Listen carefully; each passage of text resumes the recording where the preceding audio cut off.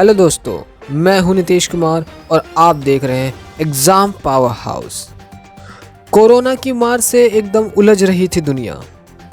इस बीच एक राहत की सांस आई थी, परंतु आपको बता दें कि कश्मीर से एक बड़ी खबर आ रही है कि कोरोना ने दोबारा दस्तक दी है। जी हां, आपने एकदम सही सुना, कोरोना ने दोबारा दस्तक दे दी भारत में। और भारत में कहाँ पे? जम्मू में। जी हाँ, जम्मू में। कश्मीर के बारे में बताया जाए तो कश्मीर और जम्मू दोनों के पास 10-10 डिस्ट्रिक्ट मौजूद हैं। यानी कि जम्मू के पास 10 डिस्ट्रिक्ट हैं और कश्मीर के पास भी 10 डिस्ट्रिक्ट हैं। यानी कि दोनों के पास 10-10 डिस्ट्रिक्ट मौजूद है। इसलिए जम्मू और कश्मीर दोनों को मिला के जो डिस्ट्रिक्ट की संख्या हो गई वो 20 हो गई। भारत जम्मू और कश्मीर को यूनियन टेरिटरी मानता है, मतलब केंद्र शासित प्रदेश। आपको मैं बताना चाहूँगा कि जम्मू कश्मीर की जो राजधानी है, कैपिटल, वो श्रीनगर है। परंतु आपको यह पता है कि हर 6 महीने बाद इनकी राजधानी आपस में बदल जाती है। यानी कि यदि आप मई से अक्टूबर की बात करें तो जम्मू कश्मीर की राजधानी श्रीनगर रहती है। यानी जम्मू और कश्मीर इन दोनों की जो राजधानी है वो श्रीनगर में रहेगी। परंतु जैसे ही नवंबर से अप्रैल यानी कि सर्दी का यानी विंटर का मौसम आ जाता है तो राजधानी जम्मू में तब्दील हो जाती है। यानी कि श्रीनगर और जम्मू ये दोनों के दोनों राजधानी रहते हैं। कब? जब इनके मंथ चेंज हो जाते हैं।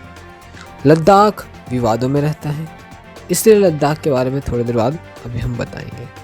तो जम्मू कश्मीर जो है वो यूनियन टेरिटरी घोषित हुआ 31 अक्टूबर 2019 को, जिस पे इंडिया रूल करता है।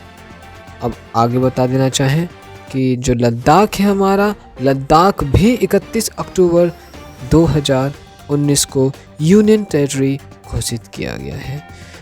लद्दाख में टोटल 2 डिस्ट्रिक्ट मौजूद हैं, सिर्फ और सिर्फ 2 डिस्ट्रिक्ट। पहला लेह, दूसरा कारगिल। ये इनकी लद्दाख की कैपिटल्स हैं। जो जॉइंट कैपिटल आता है वो हमारा कारगिल आता है, कारगिल डिस्ट्रिक्ट। आपको बता दें कि जो लद्दाख है उस पर एडमिनिस्ट्रेशन करती है, वो कौन करती है? वो इंडिया करती है। किस टाइप से? As a union territory. और जो ये लद्दाख है वो 1947 से ही किस में रही है? 1947 में ही डिस्प्यूट यानी विवादों में रही है। किस लिए विवादों में रही है?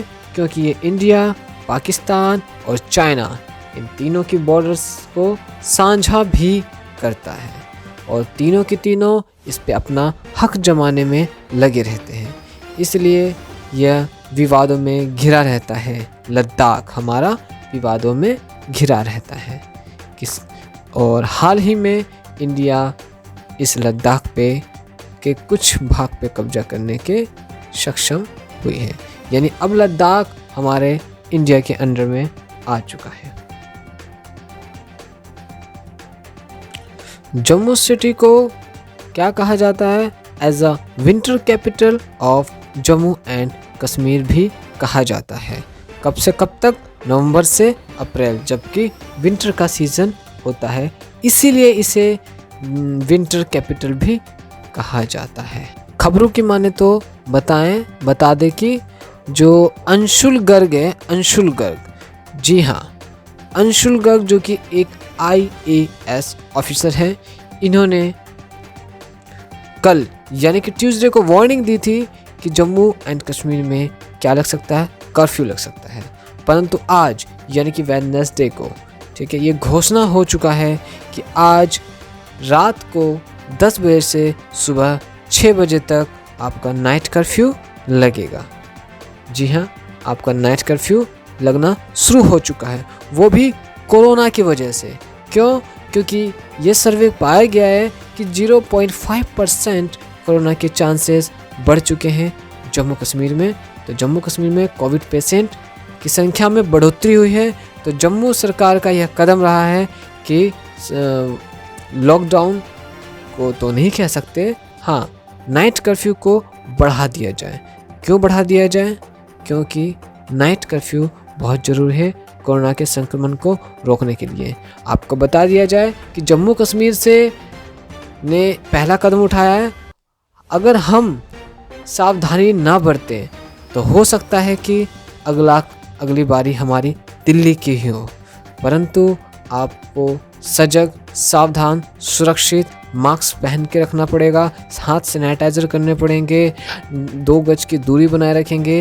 हो सके तो 2 गज से जितनी और ज़्यादा दूरी हो सके उतनी दूरी बनाइए। अपने बाबू सोना से भी काफ़ी दूरियां बनाइए।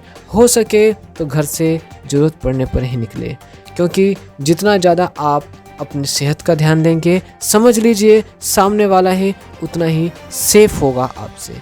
यानी कि आप अपने साथ साथ दूसरों के भी सेहत का ख्याल रख रहे हैं।